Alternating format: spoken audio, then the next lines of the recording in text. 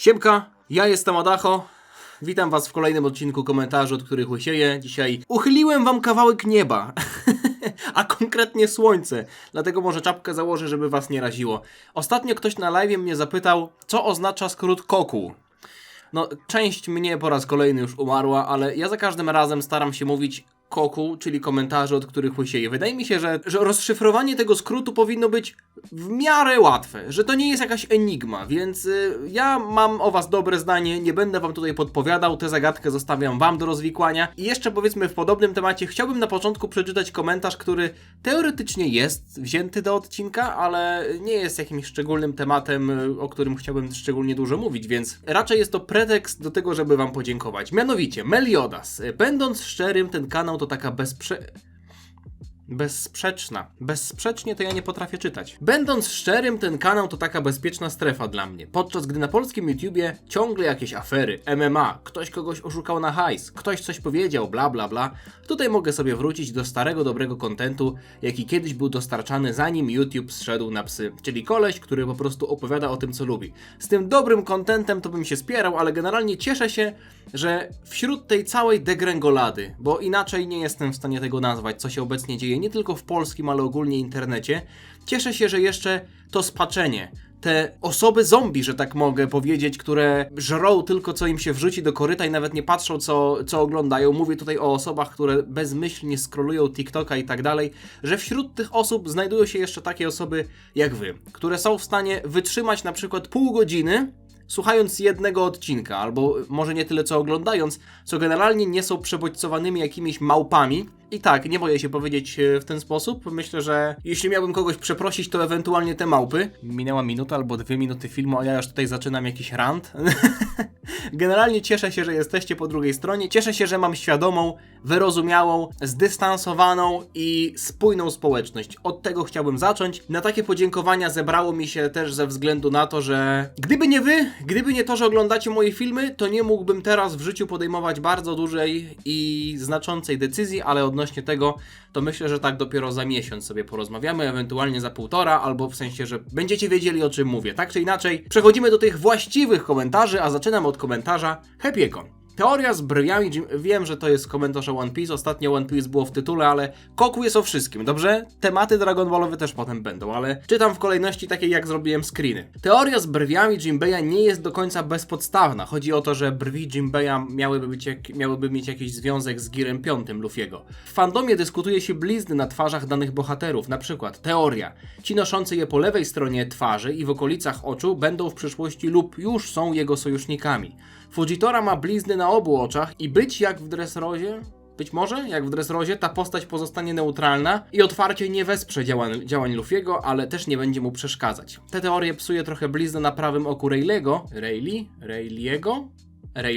Choć w tym przypadku raczej to zamierzony zabieg Ody, gdyż jest to symetryczna blizna do blizny Zoro, prawej ręki następnego króla piratów. Ej, nie wiadomo czy następnego, chyba że wiesz o czymś, o czym my nie wiemy. I to chciałem usłyszeć, że coś z mojego bełkotu z ostatniego odcinka nie jest do końca bezpodstawne, bo podejrzewam, że lwia część się kompletnie nie zgadzała, ale cieszę się, że chociaż odrobina tego, co ostatnio mówiłem, nie jest do końca bezpodstawna. Mirio, dygresja, dziękuję Adacho, że umilasz mi obiady, zawsze miło słuchać twojego głosu, nawet w tematach, w których kompletnie się nie odnajduję. Chodzi mi o piłkę nożną. To raczej Jurgen Klopp się na ten temat wypowiada. Swoją drogą, cieszę się, że lubisz mój głos, aczkolwiek nie poderwiesz mnie na ten tekst, nie próbuj. Z ręką na sercu nie uważam, żebym miał jakiś miły głos, aczkolwiek może zacznę nagrywać jakieś ASMR-y, jak tak będziecie mi takie rzeczy pisać. Ale przechodząc do pytania. Pytanie do KOKU. Dlaczego Goten i Trunks wykonują tylko fuzję za pomocą tańca, jak kolczyki są łatwiejsze i pewniejsze? To ja ci zadam pytanie. Nie wiem, czy mogę zadać je do ciebie, bo nie wiem, czy masz prawo jazdy, albo jakie masz auto ewentualnie, ale wyobraź sobie, że na przykład masz malucha. Auto, powiedzmy, że nie do zdarcia, że jeszcze są osoby, które nawet u mnie pod blokiem jeżdżą maluchem, ale umówmy się, że raczej ostatni krzyk mody to nie jest. To ja ci teraz zadam podobne pytanie. Dlaczego jeździsz maluchem, skoro mógłbyś jeździć Ferrari? Co? Przecież Ferrari jest szybsze i bezpieczniejsze. Może dlatego, że nie masz Ferrari. Może dlatego, że trudno zdobyć Ferrari. Tak samo dlatego Goten i Trunks nie używają fuzji potar, no bo Potary to są boskie przedmioty. Jakbym tylko miał jakiegoś boga pod ręką, którego mógłbym za każdym razem poprosić o potary. Ja wiem, że Shin jest kolegą naszych bohaterów, więc tak naprawdę w jakiejś sytuacji absolutnie kryzysowej mógłby użyć potar i tak naprawdę użyczył potar w sadze Fusion Zamasu, chciałem powiedzieć, Future Trunksa i Zamasu i tak dalej. Swoją drogą pytaliście mnie o to, kiedy będzie skrót fabuły historii Future Trunksa z mangi, bo wiecie, że robię mangowe skróty z Dragon Balla Super. Była i saga Moro, i saga Granoli, i ostatnio Turniej Mocy, który w mandze się różnił. I teraz zabrałem się za sagę Future Trunksa. Ta jest już napisana. Siadam do tworzenia, tak powiem. Nie wiem kiedy będzie, ale myślę, że za tydzień. Nie wcześniej niż 27, tyle wam powiem. No to wtedy Shin oczywiście był pod ręką i powiedział: dobra, to ja wam pożyczę te kolczyki, ale Goten i Trunks na przykład w filmie Super Hero, skąd mieli wziąć kolczyki? Skąd mieli wziąć kolczyki? Dlaczego jeździsz maluchem? Weź sobie, nie wiem, nie, dobra, Audi nie kupuj. Na pewno jest, na pewno jest. Ten film obejrzy kilka, może kilkanaście tysięcy osób. Na pewno jest wśród was kierowca Audi. A jest wśród was kierowca BMW? Wiecie, ja się nie znam, ale zauważyłem, że kierowcy BMW to jest jest człowiek i jest kierowca BMW. W większości przypadków podejrzewam, że wy raczej zaliczacie się do tej pierwszej grupy osób. Dystans, ja tam się tylko śmieję, okej? Jak powiem it's a prank bro, to wtedy nie możecie mnie z niczego rozliczać, bo to jest żart. Czy ktoś oprócz bogów może nosić kolczyki Potara, konkretnie te do fuzji? No generalnie te do fuzji i te nie do fuzji to są w ogóle kolczyki Potara, aczkolwiek zauważ, że na przykład kiedy Gołasu tymczasowo mianował Załasu Kaioshinem, żeby ten mógł użyć pierścienia czasu i sprawdzić, czy te dinozaury będą bić maczugami po głowach, to wtedy Zamasu też miał jeden kolczyk, ale Gołasu dał mu inny. Czyli mamy dowód na to, że są kolczyki Potara, które są przeznaczone dla przybocznych Kaioshina, są kolczyki Potara, które są przeznaczone dla Kaioshinów, no i chociażby Gohan, który był też w świecie Kaioshinów w Majin Buu Sadze, też dostał kolczyki, ale to nie były kolczyki, które sprawiały, że on nagle stał się Kaioshinem. Pytanie, czy to były kolczyki, które nagle pozwoliłyby mu się scalić? Ja mimo wszystko uważam, że mimo tego, że w sumie to nigdy nie zostało powiedziane, moim zdaniem fuzja działa tylko wtedy, jeśli Potara zostanie użyta przez Kaioshinów. W sensie przez kolczyki, które nosi Kaioshin. Czyli na przykład kolczyki, które nosił Gohan, bo on tam miał bodajże niebieskie kolczyki, które nie sprawiały, że Gohan jest Kaioshinem, czy tam jeden kolczyk, już nie pamiętam, że to nie byłyby kolczyki, które umożliwiłyby fuzję. Myślę, że tak może być. Wiem, że kiedyś już nawet nazywałem jednego kokła tym tematem, ale nie pamiętam, co wtedy mówiłem. Tak sobie głośno pomyślałem. Poza tym, wracając jeszcze na chwilę do Gotena i Trunksa, ja myślę, że jest z tej sytuacji fajne wyjście, a mianowicie pożyczyć kolczyki Potara, albo w zasadzie dostać kolczyki Potara od Kaioshina, no bo jeśli zakładamy, że na przykład możemy je sobie wziąć i Kaioshin sobie na przykład załatwi nowe, no nie, czyli mamy kolczyki Potara, których możemy używać do fuzji, to biorąc pod uwagę to, co widzieliśmy w Majin Buu Sadze, kiedy Goku i Vegeta rozcalili się i przestali być Vegito i nadal mieli te kolczyki na swoich uszach, zresztą nawet w przypadku Vegito Blue, z tego co pamiętam, było podobnie, że te kolczyki nie zniknęły nagle po rozcaleniu, to by oznaczało, że można tych kolczyków pewnie używać wielokrotnie. Nie wiem, potem by na przykład spróbowaliby jutro i te kolczyki znowu by zadziałały, albo na przykład zamieniliby uszy, prawda, że Vegeta miał na prawym, a teraz ma na lewym i Goku na odwrót. Może tak być, że na przykład te kolczyki, które Vegeta i Goku mieli po rozcaleniu na uszach, już się nie nadają do fuzji, że już nigdy nie będzie można ich użyć do fuzji. Ale ja myślę, że raczej tak nie jest. Po prostu, w sensie nie mam żadnych dowodów na to, ale myślę, że tak nie jest. Że na przykład gdyby minął jakiś określony czas, to znowu tych kolczyków można byłoby użyć do fuzji. I gdyby Goten i Trunks dostali taki zestaw i gdyby dbali o te kolczyki, to mogli je po prostu by nosić zawsze ze sobą i nie musieliby scalać się w grubego Gotenksa w filmie Super Hero, tylko by zrobili na przykład jakiegoś Trantena by zrobili. Kasztan 8874, proszę bardzo, mam cię tutaj na biurku. Pytania do Koku. Jaka jest twoja ulubiona lektura szkolna? Chłopcy z placu broni. Świetna lektura, pamiętam, że to była książka, która chyba najbardziej pobudziła moją wyobraźnię. Ja do dzisiaj pamiętam miejsca, które sobie wyobrażałem, że były w tej książce. Że to jezioro, czy ten staw, w którym Nemeczek przeczekiwał przez jakiś czas. Pamiętacie, tam była taka scena, że on tam w wodzie siedział przez dłuższy czas. Albo dom Nemeczka, albo szkoła. Ja to wszystko sobie wyobrażałem. Te książki, ogólnie książki pobudzają wyobraźnię, ale Chłopcy z placu broni to była książka, która nie dość, że bardzo mi się spodobała pod kątem fabuły i nawet się bardzo wzruszyłem i tę końcówkę czytałem wiele razy, to bardzo pobudzała moją wyobraźnię i te miejsca, te miejscówki, te ulice, te budynki, które wtedy sobie jako dzieciak wymyśliłem, że to się tam dzieje, pamiętam do dzisiaj. Czy Zeno może wymazać siebie albo drugiego Zeno? Chuj wi. Pozdrawiam. Mister Sosna, siema! Pytanko do następnego odcinka. Kiedyś mówiłeś, że byłeś w Norwegii. Możesz się podzielić odrobinę wrażeniami? Jakie miejsca tam odwiedziłeś? Nie samym Dragon Ballem człowiek żyje, więc myślę, że temacik będzie...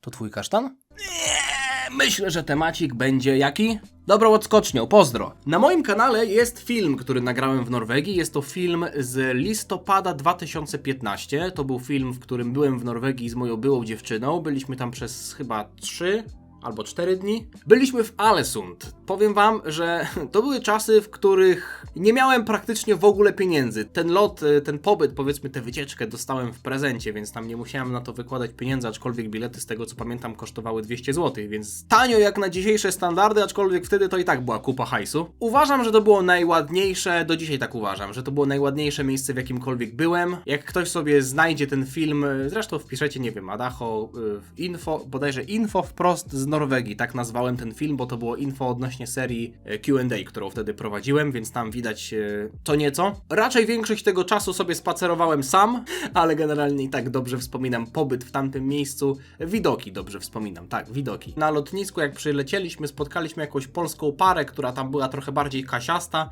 Zaprosili nas na kolację i kupili nam makaron, warzywa i troszeczkę mięsa za 80 zł w przeliczeniu. To ja wtedy mówię... Oni nam to kupili, bo nas nie było na to stać. Adrian Jabłoński, cześć. Tak się zastanawiam, jak bardzo może się zmienić manga Dragon Ball Super, jeśli przejmie ją Toyotaro. Jestem pewien, że nie będzie wprowadzał zmian naprzeciw swojemu mistrzowi, ale czy możemy się spodziewać, że inne postacie niż Goku dostaną więcej uwagi? Świętej pamięci Akira Toriyama jeszcze nigdy nie dał okazji Vegecie, żeby ten pokonał głównego złola. Czy stosunek Toyotaro do Vegety i ogólnie Dragon Ballowych postaci się różni? Patrząc nawet na jego fanmangę Dragon Ball AF. Pozdro! Na początku uprzedzę, że my możemy sobie gdybać, a rzeczywistość może wyglądać inaczej, ale tego na pewno jesteście świadomi. Póki co czekamy cały czas na wznowienie mangi Dragon Ball Super, ze względu na to, że no, po tych tragicznych wydarzeniach, w zasadzie po tym jednym tragicznym wydarzeniu, Toyotaro i reszta prawdopodobnie potrzebowali trochę czasu na i odsapnięcie, i ustalenie tego, co dalej. No i teraz też chyba jedna z najważniejszych spraw, kto będzie tą głową tego wszystkiego, prawda? No bo teraz jak Toyotaro i Victor Uchida, czyli ten edytor mangi, prawda, mieli coś tam do powiedzenia, ale główne ostatnie zdanie miał Akira Toriyama. Teraz możemy się zastanawiać, czy Toyotaro jako ten naznaczony przez mistrza przejmie pałeczkę i to on będzie decydował, jak będzie wyglądać historia, czy to on będzie pisał w 100% albo w 100%, będzie wymyślał ten trzon nowej sagi i na przykład edytor będzie coś mu tam podpowiadał, czy może ludzie z Shueisha stwierdzą, że to jest moment, w którym my przejmujemy to i my będziemy tutaj wymyślać. Trudno powiedzieć, aczkolwiek, jeśli przejąłby mangę Toyotaro, i to ja wam powiem, że prawdopodobnie to jest dla mnie najlepsza opcja. Trudno tutaj wróżyć z fusów i zastanawiać się, jak będzie wyglądać przyszłość, jeśli będzie opcja A, albo jak będzie wyglądać przyszłość, a konkretnie przyszłość mangi Dragon Ball Super, jak wybierzemy opcję B, ale myślę, że dzisiaj ja bym najbardziej chciał, żeby to Toyotaro przejął mangę i nie mówię, żeby odpowiadał za nią w 100%. Chciałbym, żeby nadal, powiedzmy, czuwał jakiś tam edytor Victor Uchida albo jacyś tam ludzie z Shueisha, ale żeby Toyotaro dostał dużo wolnej ręki. Nie uważam, że manga Dragon Ball AF, którą czytałem nawet u siebie na kanale autorstwa jeszcze wtedy Toybla, czyli później Toyotaro, jest wybitnym dziełem, aczkolwiek widać tam, że kombinuje i że są to historie może troszeczkę zahaczające o taki fanserwis. I ja nie jestem do końca fanem tego, żeby każda saga była fanserwisem, ale to było dawno temu. Myślę, że od tego czasu Toyotaro dojrzał i jeśli chodzi o rysunki, o strefę wizualną i też o prowadzenie fabuły, bo przede wszystkim dużo się nauczył u boku swojego mistrza. Uważam, że Toyotaro, gdyby przejął mangę dzisiaj, to wyglądałaby ona dobrze. I też myślę, mając w głowie to, co dowiedzieliśmy się na temat sagi Superhero, to co kiedyś Toyotaro bodajże powiedział w wywiadzie, że kolejne historie miałyby dużo elementów, które podobałyby się fanom, ale niekoniecznie byłyby jakimś fanserwisem. Czyli, że po prostu bierzemy pomysł jakiegoś fana i wprowadzamy go do mangi tylko po to, żeby ludzie bili brawo, a tak naprawdę nie robi to dużego sensu. Ja myślę, że byłyby to pomysły, które by jednocześnie się podobały fanom, bo by rozwijały na przykład poboczne postacie, wprowadzałyby wątki, które fani chcieliby zobaczyć, albo rozwijałyby na przykład jakieś backstory postaci, które do tej pory nie było rozwinięte i jednocześnie byłaby zachowana spójność. Wierzę w to, co mówię, nie mam na to żadnych dowodów, ale to jest moja skromna opinia. Wracając do tego, co powiedziałem na temat tego wywiadu. Toyotaro powiedział, że miał w planach zrobienie historii tyczącej się Trunksa. Że to było coś, co miał już w głowie od dłuższego czasu i tak naprawdę ten pomysł sagi prequelowej tyczył się Trunksa i oczywiście Gotena, ale ten wątek superbohaterstwa Saiyamanów X1 i Saiyamanów X2 to jest coś, co wymyślił, zaproponował i wprowadził Akira Toriyama. Więc gdyby na przykład Toyotaro miał 100% wtedy praw do podejmowania decyzji, nie sądzę, żeby on wprowadził ten wątek superbohaterów, tylko Trunks zostałby w tej historii wprowadzony jakoś inaczej. W filmie animowanym Superhero mieliśmy po prostu Gotena i Trunksa, oni się nie transformowali w żadnego Saiyamana X1 i Saiyamana X2, a w mandze mieliśmy Saiyamana X1, X2, Gammę 1, Gammę 2, 4 superbohaterów, którzy tam mieli jakieś swoje kombinacje, które oczywiście mogły się podobać, aczkolwiek mówię tutaj jakby surowy fakt. Toyotaro nie miał tego pomysłu, żeby robić z nich superbohaterów i teraz możecie to oceniać sami. Czy wam się to podoba, czy nie? Czy wolelibyście, żeby Trunks był normalnym nastolatkiem, albo żeby ta historia wyglądała w inny sposób? Czy wolelibyście faktycznie ten wątek superbohaterów? Ja, tak szczerze mówiąc, z perspektywy czasu nie uważam, że to jest jakiś duży problem. Troszeczkę gryzie mnie to, że na przykład Trunks i Goten jak byli mali, to tam były jakieś gdzieś tam w anime Dragon Ball Super kwestie tego, albo jeszcze chociażby w anime Dragon Ball Z, że ten strój Great Saiyamana, który Gohan wtedy miał będąc w liceum, się dzieciakom nie podobał, a potem oni robią dokładnie to samo. Może to jest kwestia tego, że dorośli, że dojrzeli w końcu do tej decyzji. Abstrahując od tego, czy ten wątek superbohaterów, ja mielę tego kasztana w ręce, bo kurwa lubię kasztany. Czy jest słuszny, czy nie? Czy superbohaterowie wam się podobają, czy nie? Uważam, że najważniejsze, co powinniśmy z tego wyciągnąć, to, że Trunks i Goten dostali swoją sagę i dostali rozwinięcie swoich postaci. Dostali swoje osobowości. Nie powiem, że absolutnie w 100% są to ich własne, unikatowe osobowości, no bo nadal tutaj będziemy mieli gdzieś z tyłu głowy to, że jest to trochę kopia tego Great Saiyamana. Oczywiście historia była zupełnie inna, ale sam ten wątek superbohaterstwa to jest coś, co już Gohan przerobił w swoim czasie i teraz Goten i Trunks po prostu to powielają, więc fajnie, że dostali coś swojego, ale nie jest to w 100% ich personalne, powiedzmy unikatowe rozwinięcie. I myślę, że gdyby to Toyotaro był odpowiedzialny za tę historię, to Goten i Trunks dostaliby więcej swojej własnej twarzy. I myślę, że jeśli następne sagi będą pisane głównie przez Toyotaro, że jeśli Shueisha się jakoś, broń Boże, a może i nie broń Boże, może by się okazało, że to byłby dobry ruch, dorwie się do praw na przykład, w sensie, że do tego, żeby oni pisali główną fabułę, prawda, a Toyotaro pozostanie tylko jako rysownik, w co wątpię, szczerze mówiąc. Wątpię, żeby tak było, że Toyotaro zostanie zredukowany, chociaż trudno powiedzieć, ja tam nie mam żadnych informacji stamtąd, więc możemy tylko gdybać. Myślę, że jeśli Toyotaro będzie odpowiedzialny za pisanie fabuły, to będzie to dobra informacja dla nas. Ja w niego wierzę. Wierzę w to, że historia będzie świeża, że będzie wprowadzał rzeczy, które będą nam się podobać i że faktycznie może być tak, że inne postacie, chociażby Vegeta, że wątki, które się w przeszłości pojawiały, mogą zostać rozwinięte, na przykład, nie wiem, historia Birusa albo Planeta Sadala. Mówię teraz o rzeczach takich bardzo popularnych, o których już dużo razy wspominałem, ale generalnie, że to nie będzie tak, że już nigdy się nie dowiemy na przykład, czym było Susanoo Goku, ten gigantyczny awatar Ski, że już nigdy się nie dowiemy, czym była transformacja Orange Piccolo, że nie będzie tak, że będą się pojawiać coraz to nowe rzeczy i nie będą miały żadnego wytłumaczenia. Być może jest to myślenie życzeniowe, ale coś mi mówi w dolnej części moich pleców, że będzie dobrze. User, no przepraszam, YouTube spartaczył twój nick, więc nie wiem jaki masz nick. User po prostu jesteś. Cześć, skoro Goku w Cellsadze osiągnął poziom perfekcyjnego Super Saiyajina, mógł w tej formie chodzić bez tracenia energii, to zastanawia mnie jedna rzecz. Czy nie lepiej w walce z Kid Buu zamiast formy SSJ3, która ma mnożnik 400 i traci szybko energię, zastosować formę Perfect SSJ z Kaiokenem razy 20? Sprawa z Kaiokenem wygląda dość prosto. Pojawił się on ostatni raz w sadze Namek i praktycznie do sagi walki z 6. i 7. Wszechświatem w Dragon Ballu Super z walką z Hitem tego nie mieliśmy. Chyba że bierzemy pod uwagę mangę, tam w ogóle nie było Kaiokena w turnieju z Shampoo, prawda? Ale generalnie chodzi o to, że Kaioken się nie pojawiał przez tak długi czas. Podejrzewam, że z jakiegoś powodu. No i oczywiście jest coś, o czym muszę wspomnieć, czyli ten Super Kaioken, którego Goku użył w tych odcinkach fillerowych, w tym turnieju w zaświatach z Paikuhanem. Narodziło się pytanie, skoro Goku jest w stanie nakładać Kaiokena na Super Saiyanina, to w sumie dlaczego nie robił tego wcześniej, albo dlaczego nie robił tego później?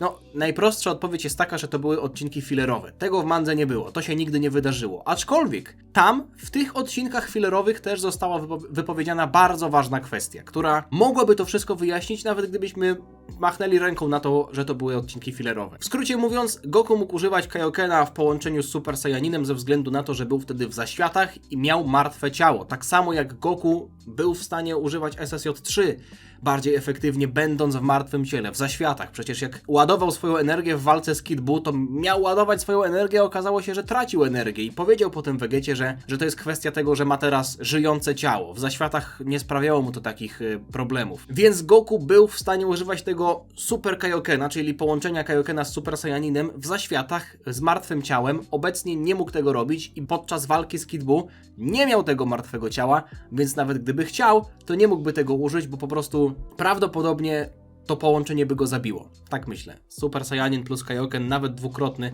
Myślę, że obciążenie wtedy byłoby za duże. Zubek, siema Adacho, co myślisz o tym, że saga Zamasu byłaby lepsza, ciekawsza, gdyby zamiast Future Trunksa mielibyśmy Future Gohana z jeszcze innej rzeczywistości? Byłby to trochę dalej odgrzewany kotlet, ale taka zmiana byłaby moim zdaniem bardziej na plus. Future Gohan zobaczyłby wyniki działań naszego Future Trunksa, zobaczyłby, że istnieje jego inna wersja, która nie musi walczyć o życie i założyła własną rodzinę. Poznałby Gotena, który nigdy nie powstał w jego rzeczywistości, zauważyłby, jak zmienił się Vegeta, może nawet jakaś reakcja na C18 i tak dalej. Takie spotkanie dwóch Gohanów może szybciej by wzbudziło w naszym Gohanie chęć do powrotu.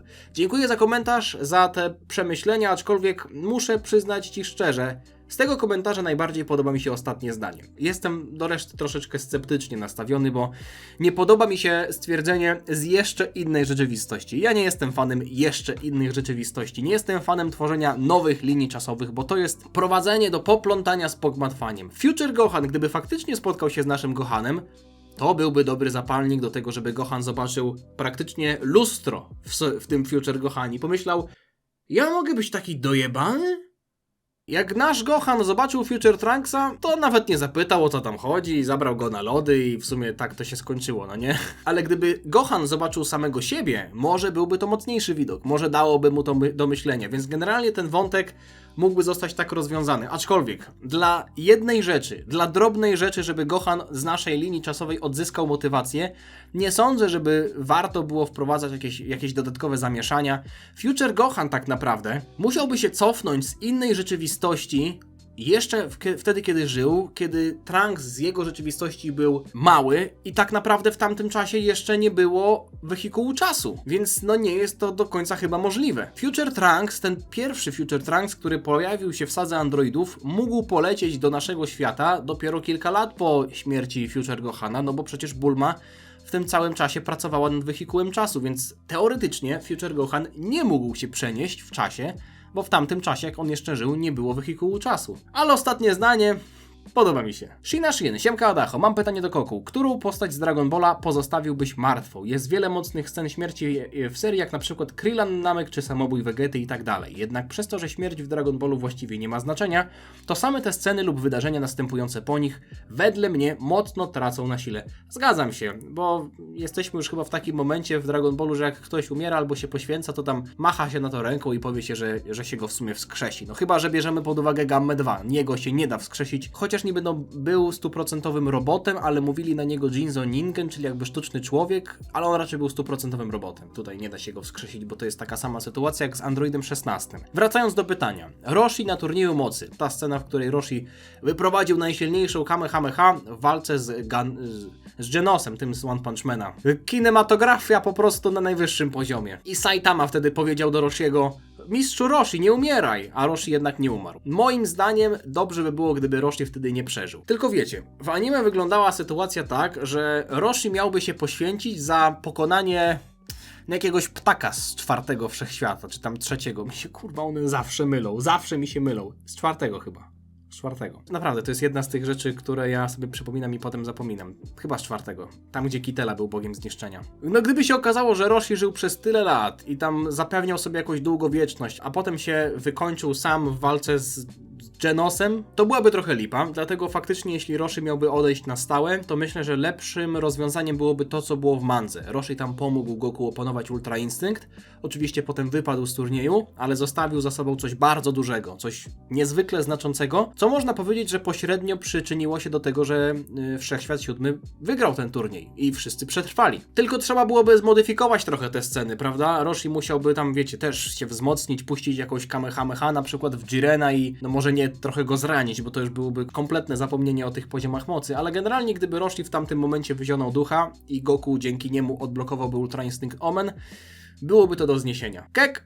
Siemka, Adacho, cześć, hejka. Pytanie do Goku. Czy jest coś konkretnego, co chciałbyś zobaczyć w odcinku fillerowym? Odcinki z nauką jazdy oraz baseballem to fragmenty Zetki czy też Super, przy których najlepiej się bawiłem, nie licząc głównej fabuły. Chętnie zobaczyłbym znowu, jak nasi bohaterowie biorą udział w jakichś bardziej przyziemnych sprawach. Co o tym sądzisz? Pozdrawiam. Żeby były fillery, to najpierw musi być anime, ale jak już tak mamy wybiegać sobie powiedzmy myślami w przyszłość, bo myślę, że kiedyś anime Dragon Ball Super powróci, chciałbym zobaczyć filler, w którym jest znowu jakiś sport. Najbardziej chyba bym chciał zobaczyć piłkę nożną. Nie dlatego, że to jest mój ulubiony sport, aczkolwiek dużo osób pytało w historii Goku o to, jaka byłaby moja wymarzona drużyna piłkarska ze świata Dragon Balla. Ja tam mówiłem, że na przykład Buu na bramce, bo by nic nie mógł wpuścić, tak by się rozciągnął, żeby zakrył całą bramkę. Ale gdybyśmy zobaczyli faktycznie mecz piłki nożnej z postaciami z Dragon Balla, ja bym to przyjął, naprawdę. Dajcie znać, jaki wy filler byście. O, może teraz ja wam zadam pytanie, to jest w sumie dobre pytanie. Jakie byście chcieli zobaczyć historie przyziemne w odcinku fillerowym? Może nawet jakieś rozbudowujące wszechświat? Mimo tego, że niby nie byłyby kanoniczne, chociaż teraz, no, jeśli do tej pory wasze przekonanie było takie, że wszystko to, co napisał świętej pamięci Akira Toriyama, to jest kanon i nic poza tym nie jest kanonem, to wedle waszych przekonań nic już nie będzie kanonem, wiadomo dlaczego, więc nawet jeśli mielibyśmy zobaczyć jakąś historię na przykład z dzieciństwa Birusa i Szampy, tak, będę wałkował ten temat aż tego nie zobaczymy i miałby to być filler?